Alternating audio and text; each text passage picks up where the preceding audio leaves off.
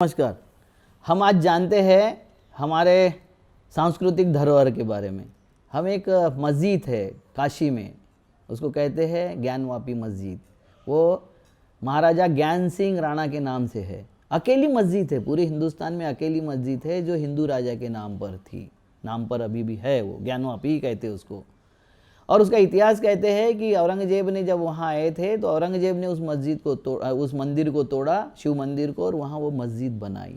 और उसमें एक कहावत और लिख दी कि 40 मन जनेऊ, इतने जनेऊ ब्राह्मण काटे बिना औरंगजेब खाना नहीं खाते थे। एक जनेऊ का वजन होता है 2 से 3 ग्राम। 40 मन जनेऊ आप समझ लो, एक दिन में पूरी कौम समाप्त हो जाती थी। तो ये झूठी कहावतें, झूठे टोटके और सब किस लिए गढ़े जाते हैं और इसका किसको फ़ायदा होता है, इसको समझने की ज़रूरत है। अब उस मस्जिद के बारे में देखते हैं कि बोला है औरंगजेब ने तोड़ा है। और ब्रिटिश गैजेट क्या बोलता है, जैसे वो कलकत्ता में एक ये था, पड़ाव था इंग्लिश अंग्रेज़ों का। उस वक्त औरंगजेब नागा विद्रोह दबाने के लिए, नागा विद्रोह को कुचलने के लिए आसाम गए थे। और औरंगजेब जब चलते थे तो उनके साथ में पूरा जनान खाना भी चलता था और पूरा ताफा चलता था। तो हर दिन वो 12 से 15 किलोमीटर से ज़्यादा सफ़र नहीं तय करते थे। जब वहाँ उन्होंने नागा विद्रोह को कुचल के वापस आ रहे थे तो वहाँ उनके साथ में 12 राणा थे। राणा मतलब राजपूत राजा थे। वो उस वक्त की लड़ाई कोई हिंदू मुसलमान लड़ाई नहीं थी, वो राज्य की लड़ाई थी, सल्तनत की लड़ाई थी, सत्ता की लड़ाई थी। तो वो जब वापस आ रहे थे तो राणाओं ने बोला कि यहाँ हमारा एकलिंग जी का सबसे बड़ा मंदिर है, हम उसकी पूजा अर्चना करना चाहते। तो औरंगजेब बोला कोई बात नहीं, यहाँ 2 दिन पड़ाव रहेगा। गंगा के दूसरे बाजू में औरंगजेब का पड़ाव डाला गया और ये राजाओं की रानियाँ अपने दासियों के साथ में शिवाभिषेक करने के लिए वहाँ पहुँच गई। शाम को पता चला अभिषेक के आते वक्त कि कच्छक की महारानी और उसकी दोनों दासियाँ गायब है, वो कहीं दिख नहीं रही थी कहीं। तो उसको खोजना शुरू हो गया और खोजते खोजते रात हो गई। जितने वहाँ पुजारी थे उसको कॉर्डन करके लाया गया औरंगजेब के सामने, पूछा गया, उन्होंने कुछ नहीं बताया। किसी हेर ने, औरंगजेब के हेर ने बताया कि इस मंदिर के नीचे तहखाना है।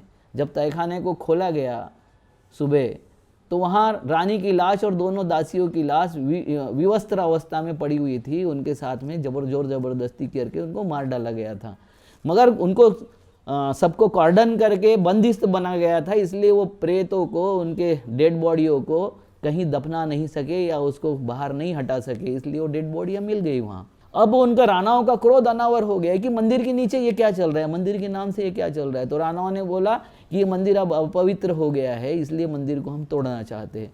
औरंगजेब क्यों ना मनाही करेगा। औरंगजेब ने बोला जैसा आपको लगता है उचित कीजिए।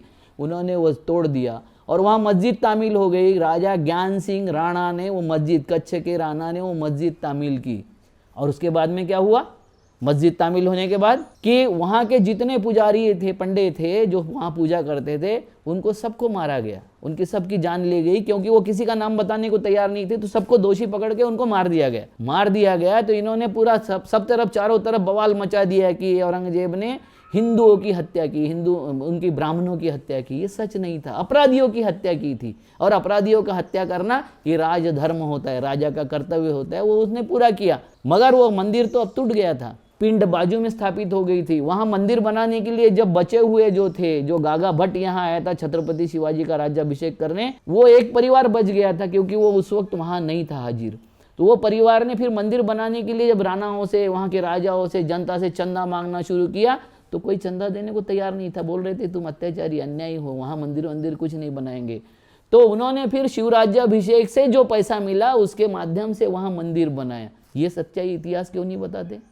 और ये अंग्रेजों ने लिखा है, ब्रिटिश गैजेटियर में इतिहास है लिखा हुआ। ब्रिटिशों ने जो अपने साथ में लिख के ले गए और लिखा हुआ है उसमें वो सारा इतिहास है, मगर हम नहीं पढ़ाएंगे।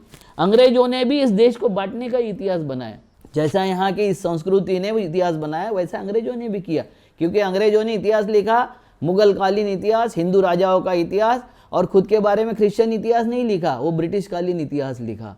ये इतिहास को जो बांटने की परंपरा उन्होंने शुरू की, वो परंपरा अभी तक शुरू है, और जिसके माध्यम से यहाँ विभाजन इस कगार पर आ गया कि एक दूसरे के दुश्मन के तौर पर सारी कम्युनिटियाँ खड़ी हो गई है। ये देश का बहुत बड़ा दुर्भाग्य है। हमको देश का सच्चा इतिहास समझने की आज ज़रूरत है। नमस्कार।